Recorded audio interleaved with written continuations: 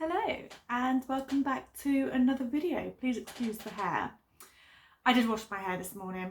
I just then chucked it up, and since then I've had to do some gardening, I've had to do a tip run, I've had to do a whole sort out of my wardrobe. I've done a lot today. So I kind of look like I've been dragged through a hedge backwards.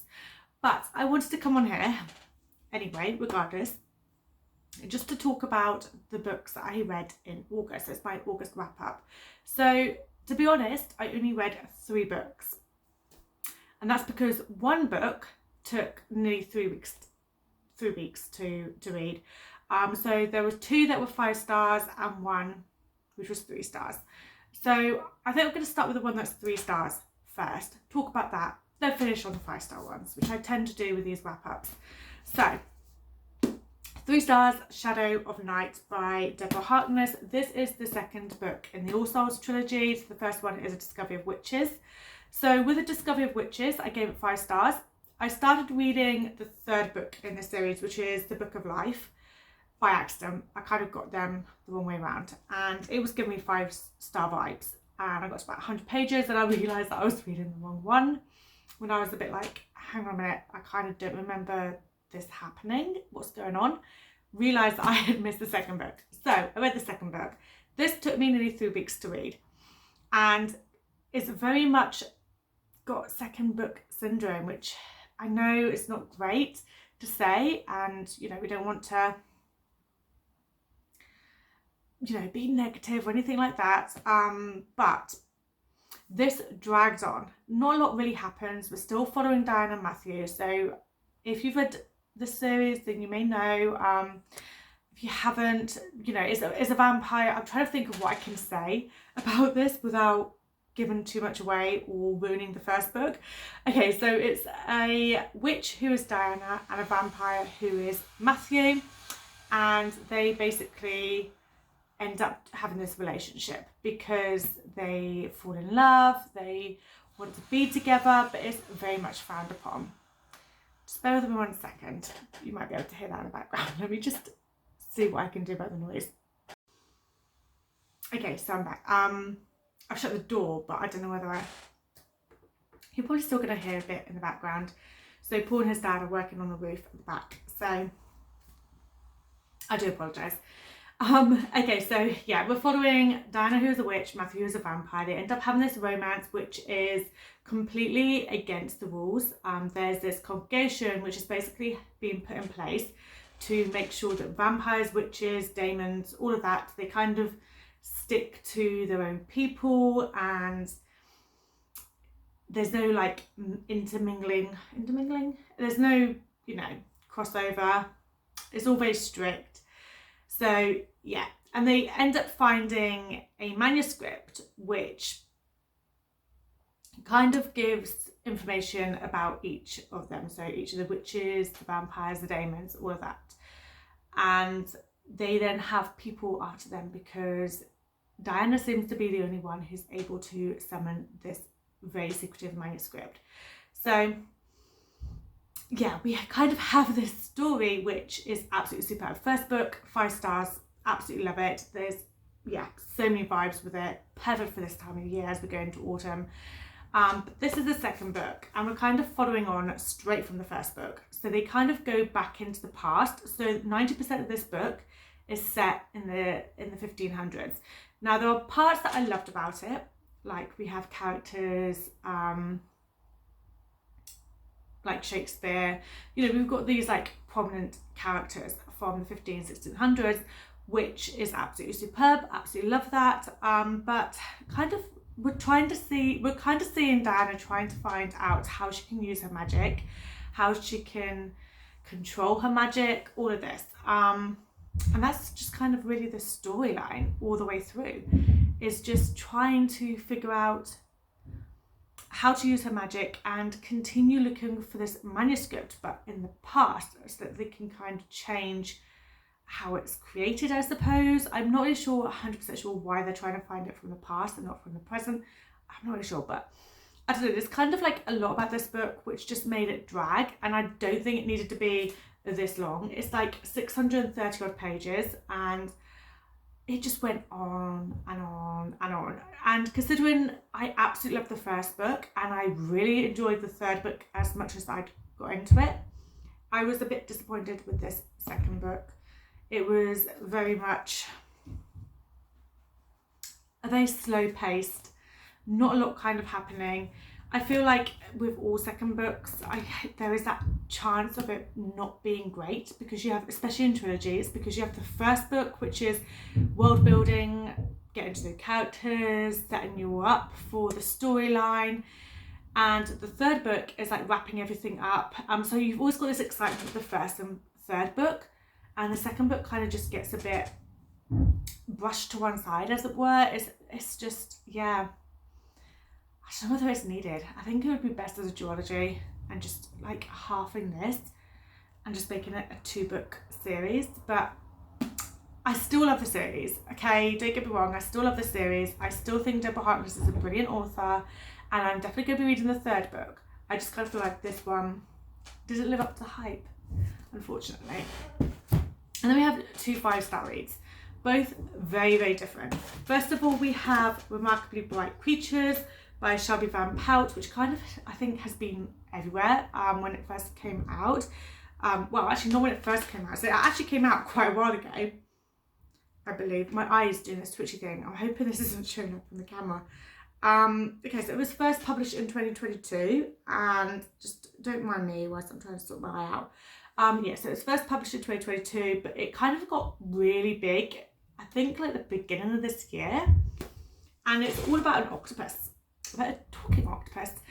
So we're following Tova Sullivan, and when her husband dies, she's kind of trying to find what things to do. And so she starts working at an oceanarium, and in there is an octopus, and they're kind of able to communicate, and this octopus becomes a really good friend of hers, and you're kind of seeing this octopus become like a detective, and is trying to figure out what happened to Tova's son, who had gone missing years before. And yeah, it's so well done. Like, I never would have thought that a book where it had like an octopus as a main character would be so good, but it's done absolutely brilliantly and beautifully, and the octopus is its own character in its own right, and it's just superbly done, and I absolutely loved it. And there are some heartbreaking moments in this, and there's a moment which is just beautiful at the end as well. And yeah, there was a lot of tears shed with this book. So I would definitely recommend it. I don't think it would be for everyone though. Just putting it out there, I don't think it's going to be for everyone, but I did really enjoy it, and I gave it 5 stars. It was a lot of emotional moments that really got to me. So yeah, I did end up really enjoying it. And then lastly, we've got All the Colours of the Dark by Chris Whitaker, which is the latest book by Chris Whitaker. It came out probably last month, I believe. It's quite thick. But this was another 5-star read. Absolutely loved this. So in here, so let me just remember the names. Okay, so we've got Patch, which is a nickname for Joseph McCauley, and he gets abducted. And his best friend, called Saint Brown, is determined to find him. And he gets abducted when they're like 12, 13. He gets kidnapped, and she's like, Saint is the only one that is out looking for Patch, and goes above and beyond to find him. And about a year later, he is actually found. Now, this isn't a spoiler at all. I mean, it's part of the blurb. Basically, when he's been kidnapped, there is a girl that who's there as well, and he befriends, and it's completely pitch black in there, so he can't see this girl, but he knows her name is Grace, and they've been talking and getting to know one another.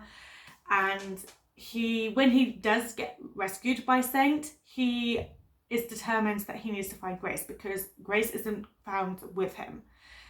And it goes on for decades of him trying to find Grace and trying to make sure, you know, that she's found. And the whole time that he's going on this search for her, we've got Saint, who is also on a search. She becomes a police officer, and it ends up she just ends up following his journey, and He's basically the only boy that she's ever loved, and you can't, oh my God, it's heartbreaking. It's absolutely freaking heartbreaking, because you have this friendship between them, which is absolutely superb.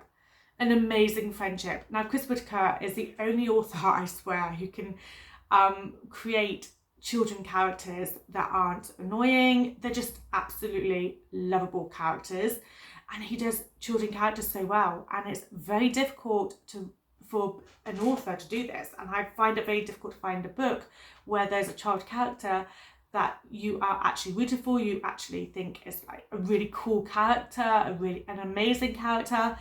You know, usually when you've got a child character, they're just annoying and just, you don't really care. You're just like, oh God, for me anyway.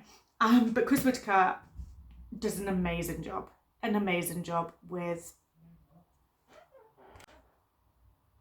sorry about that, this video, I'm trying to do this video, I keep getting people calling, right, okay, very, very quickly finishing this up. So yeah, I was saying that Chris Whitaker does an amazing job with children characters, and the friendship between Saint and Patch is just absolutely stunning. And you know, there's this absolute horror that when he's found, he's still trying to find Grace, and he goes into adulthood and he's still trying to find Grace. And the whole time he's trying to look for Grace, you've still got Saint, who is still in love with Patch and still wants to do everything for him. So she becomes a police officer. She's working in the police now, and she's still trying to find Grace. That is her main aim as a police officer, is to find Grace. And it's just, the ending will get you. Like, it definitely got me. I was like, wow, I actually wasn't actually expecting the twist to this book. So yeah, I would definitely say is absolutely superb. Just wow. Like, honestly, it's so well written. It's so heart-wrenching, and it looks very much into, like, it's basically just an epic crime novel and love story all rolled into one, and it's just absolutely beautiful. It really is. Like, how Chris Whitaker does this, I just don't know how this author does it.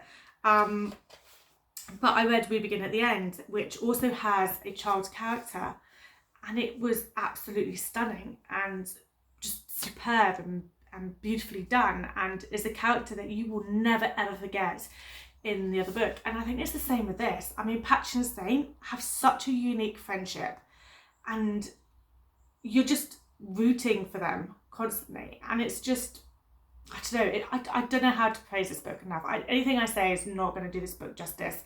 I would 100% recommend it, without a doubt. So anyway, yeah, that was 3 books that I read this month. So not a huge amount of reading done, but 2 really brilliant books that I would definitely recommend. And then a series that I have made progress in, and I am going to continue on, but just didn't love that particular second book. So there we have it. That is my wrap up. Sorry that the video is a bit all over the place, because I've had to stop and start a few times, but yeah, I do apologise for that. But thank you so much for watching, and I will be back very soon with another one. Bye.